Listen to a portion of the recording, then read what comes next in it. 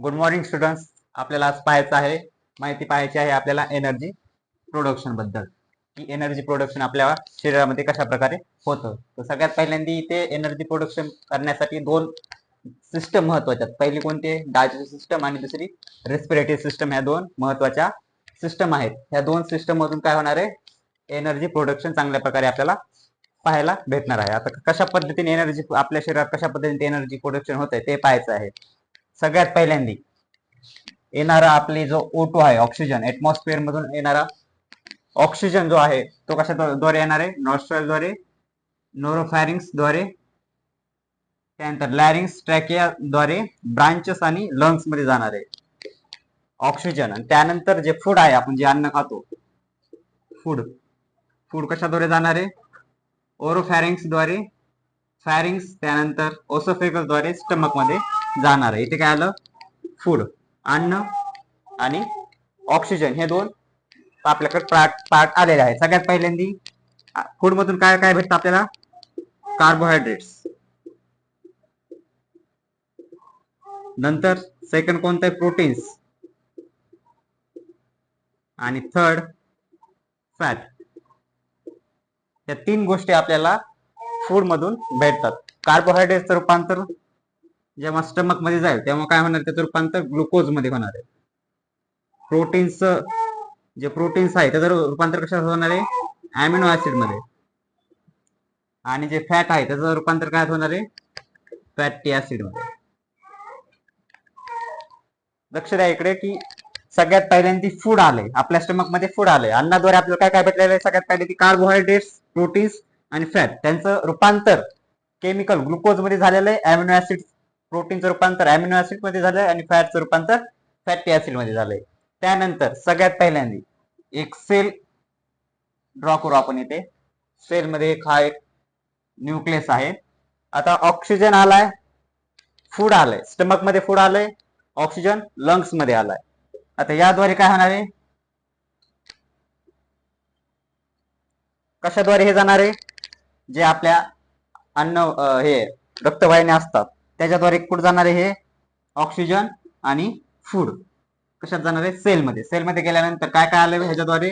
सगळ्यात पहिल्यांदा ग्लुकोज आलेले, कार्बोहायड्रेट सगळ्यात पहिल्यांदा ग्लुकोज प्लस O2. लंग्स द्वारे काय आलं? ऑक्सिजन आला आणि स्टमक द्वारे काय आलं? ग्लुकोज. या दोन पार्ट आपल्याकडे सेलमध्ये आले. आता याद्वारे एनर्जी प्रोडक्शन कशा पद्धतीने होते ते पाहायचं. आता इथे काय झालं? ऑक्सिडाइज्ड होऊन काय काय तयार झालं इथं? Energy plus H2O plus CO2. काय काय तयार झाले इथं? एनर्जी, वॉटर आणि हे कार्बन डायऑक्साइड. हे तीन पार्ट इथे काय झाले? प्रोड्यूस झालेले. पण हे तीन पार्ट कशाद्वारे प्रोड्यूस होते ते पाहायचं आपल्याला. तीन पार्ट कशाद्वारे? आता एनर्जी प्रोडक्शनचे तीन टाइप्स आहेत. तीन टाइप्स कोणकोणते ते पाहायचं आपल्याला. परत एकदा ह्याच्याकडे लक्ष द्या की कशा पद्धतीने ऑक्सिजन कुठे आलाय आणि फूड हा कशाद्वारे स्टमक मध्ये कसं आलंय ते पहा. सगळ्यात पहिल्यांदा ऑक्सिजन आला ट्रॅकियामधून लंग्स मध्ये, आणि फूड आलं ओरोफॅरिंग्स मधून, इसोफेगस मधून. फूड कुठे आलं? आपल्या स्टमक मध्ये आला. हे दोन पार्ट आले. त्यानंतर ऑक्सिजन आणि फूड हे कुठे गेले?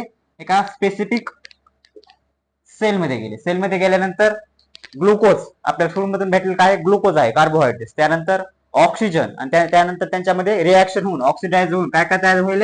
एनर्जी, H2O आणि CO2 तयार होईल. आता एनर्जी प्रोडक्शनचे तीन टाइप्स आहेत. ते कोणकोणते ते पाहायचं आपल्याला.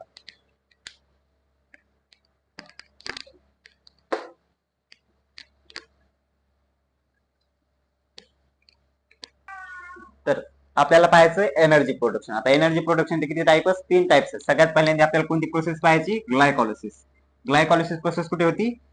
सेलमध्ये, सायटोप्लाझममध्ये. सायटोप्लाझममध्ये कोणती प्रोसेस होती? ग्लायकॉलिसिस. बाकीच्या ह्या दोन जास्त प्रोसेस आहेत त्या कुठे होतात? सेल मधल्या मायटोकॉन्ड्रियामध्ये. सेलमध्ये जी मायटोकॉन्ड्रिया असते त्याच्यामध्ये TCA सायकल आणि ETC रिॲक्शन. आता TCA सायकल म्हणजे काय? त्याचा लॉंग फॉर्म काय? ट्रिकार्बोक्झिलिक ऍसिड. आणि ETC चा काय लॉंग फॉर्म आहे? ETC चा long form electron transfer chain reaction. सगळ्यात पहिल्यांदा टीसीए सायकल, त्यालाच काय म्हणलं जातं, क्रब सायकल. आता क्रब सायकल काय म्हणलं जातं की टीसीए सायकलचा शोध लावणारे, डिस्कवर्ड बाय सर हान्स क्रब, यांनी काय डिस्कवर केलेलं आहे, टीसीए सायकल. त्यामुळे त्याला टीसीए सायकल ऑब्लिक क्रब सायकल सुद्धा म्हटलं जातं. सगळ्या आता एनर्जी प्रोडक्शन मध्ये आपल्या सगळ्यात पहिल्यांदा कोणती प्रोसेस पाहायची, ग्लायकॉलिसिस. ती कुठे होती, सायटोप्लाझ्म मध्ये. त्यानंतर टीसीए सायकल आणि नंतर एटीसी रिॲक्शन म्हणजे इलेक्ट्रॉन ट्रान्सफर चेन रिॲक्शन.